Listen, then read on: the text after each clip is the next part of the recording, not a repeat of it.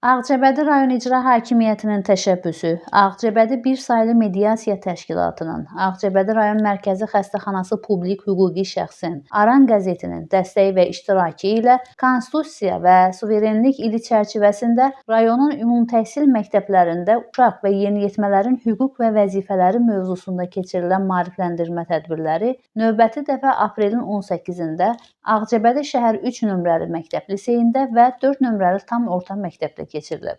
Görüşlərdə məktəblərin rəhbərliyi, psixoloqları, uşaq birliklərinin rəhbərləri və 8, 9, 10, 11-ci sinif şagirdləri iştirak ediblər. Öncə 3 nömrəli məktəb liseydə keçirilən görüşdə Ağcabədi rayon İcra Hakimiyyəti başçısı aparatında ictimai, siyasi və humanitar məsələlər şöbəsinin baş məsləhətçisi Sevinç Niftalıyeva geniş çıxış edib. Sonra Ağcabədi rayon Mərkəzi Xəstəxanası publik hüquqi şəxsin Ailə Sağlamlıq Mərkəzinin mama ginekoloqu Familə Məmmədova şagirdlərlə xüsusi söhbət aparıb, erkən nigaha cəlb edilən qızların sağlamlığına vurulan ziyandan, bu evliliyin onlarda yarada biləcəyi xəstəliklərdən, o cümlədən gözlənilən bir çox problemlərdən söz açıb. Sonra Aran qəzetinin redaktoru Məhsəti Musa, Ağcabədi Bir saylı mediasiya təşkilatının mediatoru vəkil Aygün Kərimova, məktəbin direktoru Mətanət Quliyeva mövzu ətrafında geniş və əhatəli çıxış edərək xüsusilə qızları təhsil almağa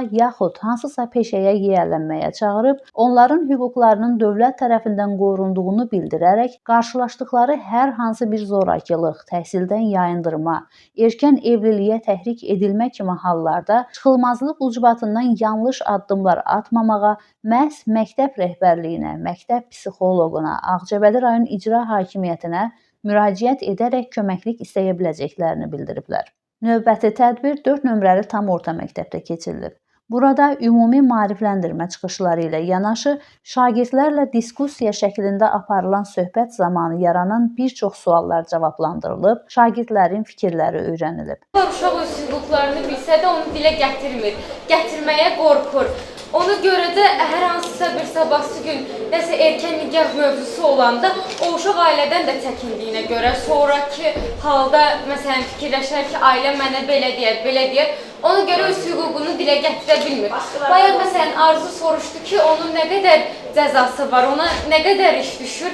Tutalım ki, siz də burada dediniz ki, həbs cəzası düşür, amma valideynə sadəcə cərimə düşür.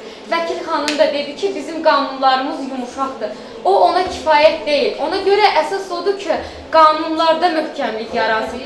Məsələn, bugün bu uşağın ailəsi 2000 manat deyəlim ki, cərimə ödədi. Sabahsı gün qızı 1 yaş böyüyəcək, ondan sonra yenə evləndirməyə çalışacaq. Bu dəfə daha gizlin eləyəcək. İşin üstü açılsa da deyəcək ki, 80.000 manat pulum gedir də. Ondan sonra da yenə gizlincə evləndirəcək, o pulu yeridəcək kürəkəndən öz cibinə. Ona görə qanunlar daha möhkəm olmalıdır. Yəni pul cəzası kifayət deyil.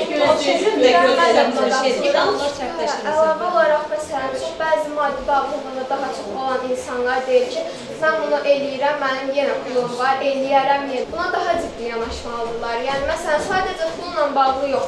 Elə bir şey eləməlidirlər ki, o səhvin başa düşməlidir buna elədiyinə görə. Çünki ortada insan həyatıdır da. Yəni, məncə qanunlar daha sərt olmalıdır. Sadəcə pula və bir neçə ilə görə olmalı deyil.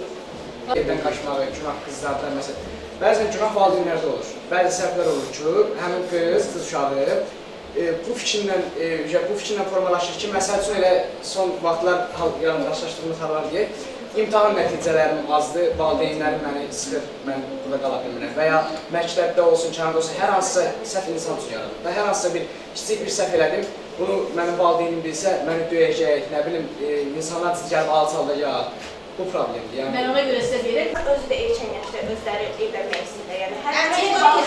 yəni ona da toxunaq.